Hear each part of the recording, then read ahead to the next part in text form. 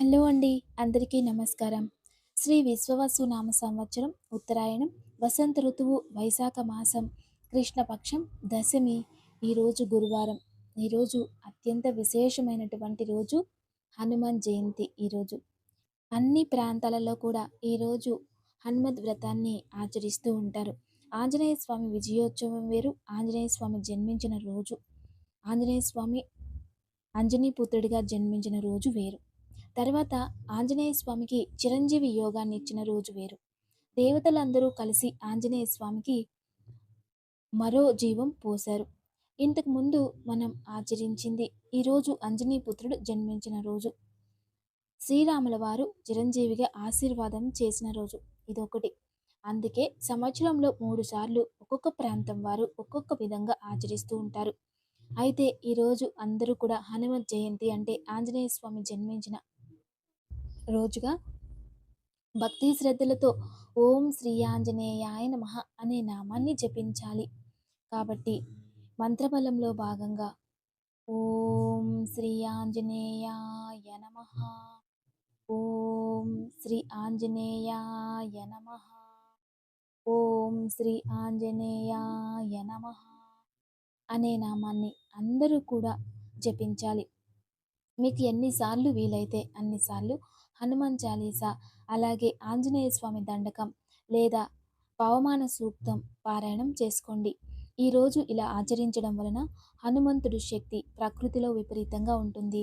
ఆంజనేయ స్వామి శక్తి ప్రకృతిలో ఆవిర్భవించిన రోజు కాబట్టి అటువంటి శక్తి ఈరోజు ఉత్పత్తి అవుతూ ఉంటుంది. ఎవరైతే ధ్యానం చేస్తూ ఉంటారో, ఎవరైతే ఆంజనేయ స్వామిని ప్రత్యేకంగా పూజిస్తారో వాళ్ళకి ఆ ప్రకృతిలో ఉన్న దివ్యశక్తి ఆకర్షిస్తుంది అని అర్థం. అందువలన అందరూ కూడా ఈ నామాన్ని జపించి ఆంజనేయ స్వామి అనుగ్రహం పొందండి. ఆంజనేయ స్వామి నామమంత్రాలను జపిస్తూ ఉంటే, పూజ చేస్తూ ఉంటే ప్రకృతిలో ఉన్న నెగిటివ్ ఎనర్జీ ఏదైతే విరుద్ధాత్మక శక్తి అనేది ఉంటుందో ఆ శక్తి మన దగ్గరికి దూరం అవుతూ ఉంటుంది.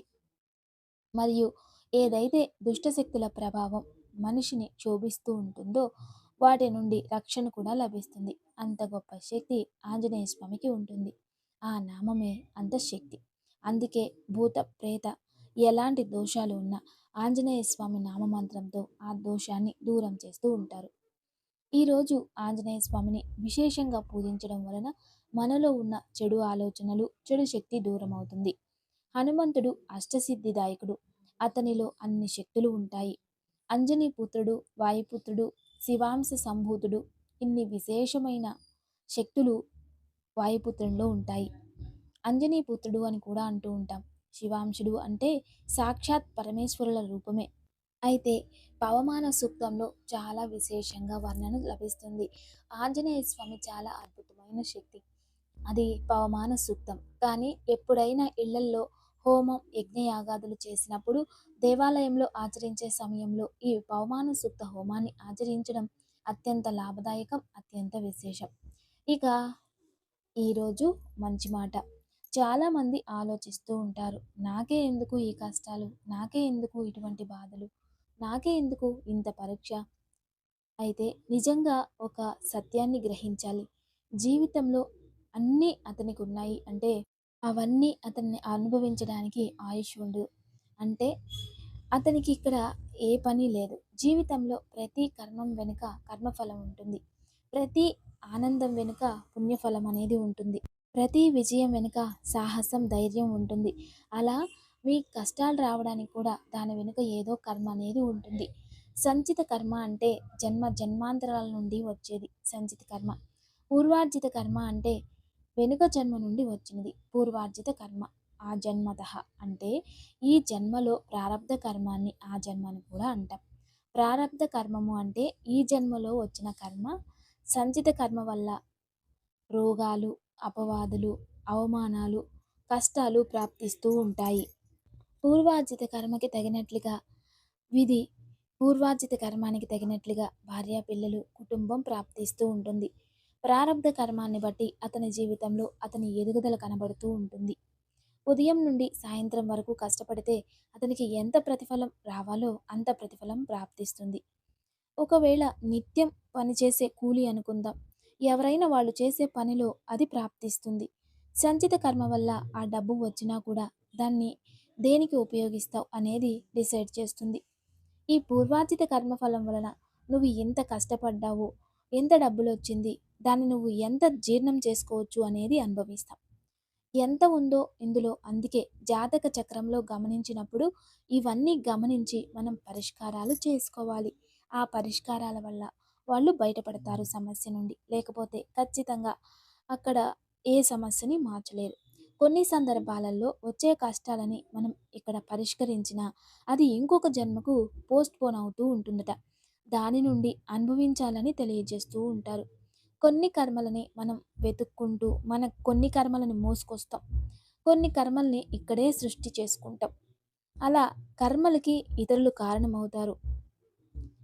అలా అవ్వడానికి కారణం ఏంటంటే వెనుక జన్మ కర్మ మనం సృష్టించుకోవడానికి, మన ప్రారబ్ధ కర్మ జరగడానికి, సంచిత కర్మ ఇవన్నీ కూడా ఇక్కడ ప్రభావం చూపిస్తాయి అని అర్థం.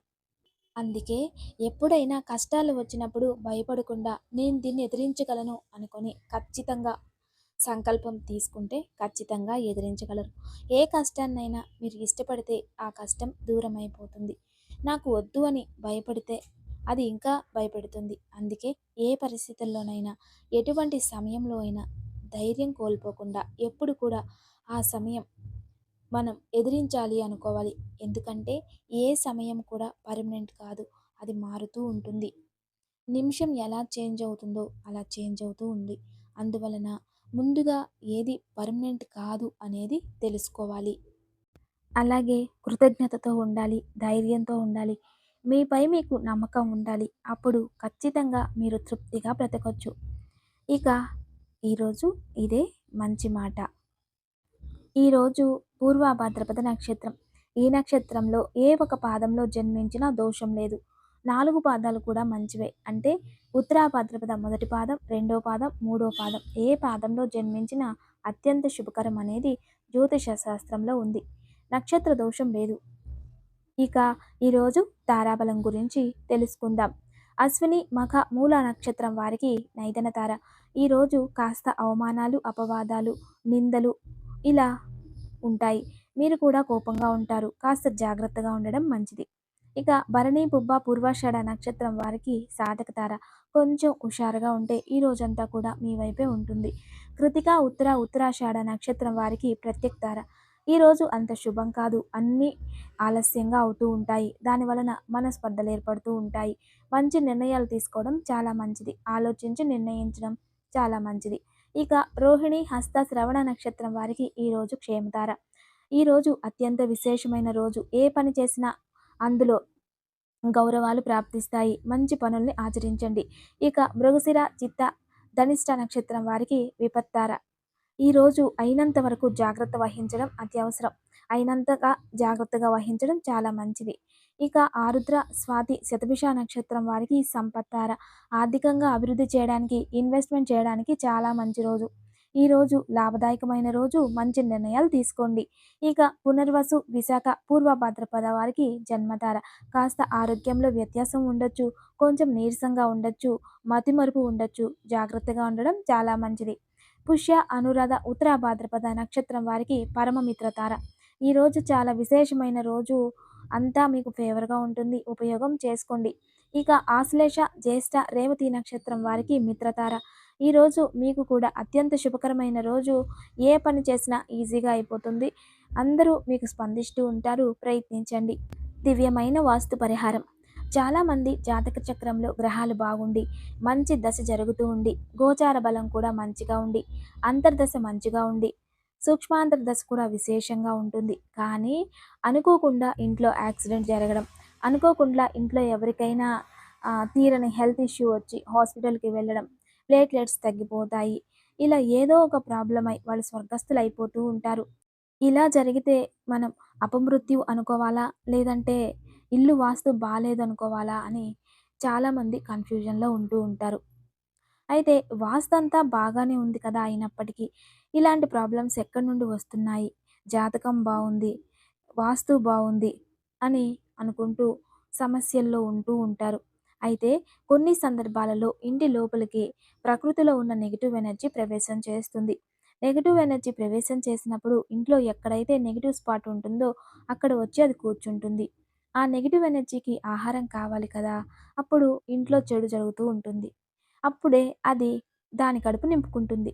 దేవుడు పూజ చేస్తూ ఉంటే దేవతలకి శక్తి ఎలాగో అదే విధానంగా ఇంట్లో దరిద్ర లక్షణాలు పెరిగినంత, చెడు జరిగినంత వాటికి శక్తి పెరుగుతూ ఉంటుంది. అందుకే ఇంట్లో ఎప్పుడూ శుభ్రంగా ఉండాలి. కాస్మిక్ ఎనర్జీ పెరిగేలా ఉండాలి. ఎక్కడ పడితే అక్కడ ఇంట్లో ఏది పడితే అది నింపకూడదు. ఎప్పుడు కూడా ప్రతి ఒక్క చోటికి తనదైన విలువుంటుంది.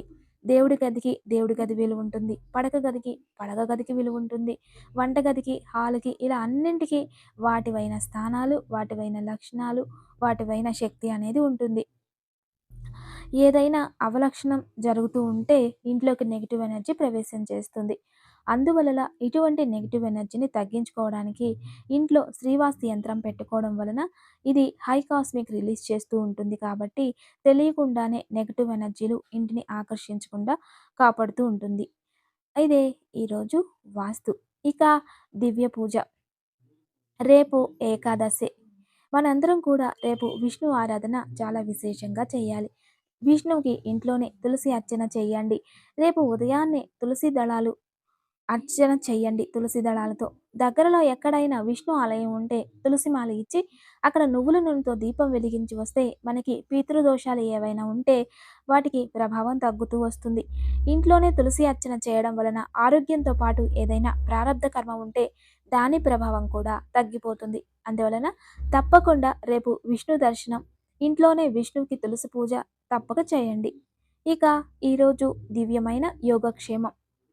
ఈరోజు అందరూ సాయంత్రం వరకు ఆంజనేయ స్వామి భజనలు, పూజల్లో అందరూ నిమగ్నమై ఉంటూ ఉంటారు. ఇంత చేసినా ఈరోజు సాయంత్రం శ్రీరాముల వారిని పూజిస్తేనే హనుమంతుడి అనుగ్రహం ప్రాప్తిస్తుంది. అందువలన ఈరోజు శ్రీరాముల వారి పట్టాభిషేకం ఫోటో ఉంటుంది కదా! అది దేవుడి గదిలో పెట్టి చక్కగా పూజించి ఆ శ్రీరాముల వారికి చక్కగా పూజ చేసిన తర్వాత అత్యంత ప్రియమైన పెసరపప్పు అంటే వడపప్పు అంటాం కదా! వాటిని నానబెట్టి ఉప్పు లేకుండా నైవేద్యం చేయాలి. అది చేసిన తర్వాత అదే నైవేద్యాన్ని కాస్త తీసి ఆంజనేయ స్వామికి తమలపాకులో కొంచెం పెట్టి దేవుడి ముందు పెట్టి మిగతా ప్రసాదాన్ని మీరు శ్రీరామ రక్ష మహాప్రసాదం అనుకొని ఇంట్లో ఉండేవాళ్ళు భుజించడం వలన హనుమంతుని శ్రీరాముల వారి రక్షణ, శ్రీరాముల వారి అనుగ్రహంతో పాటు ఆంజనేయ స్వామి రక్షణ మీకు ప్రాప్తిస్తుంది. తప్పక ఆచరించండి దివ్యమైన యోగక్షేమం. నమస్తే. Thanks for watching.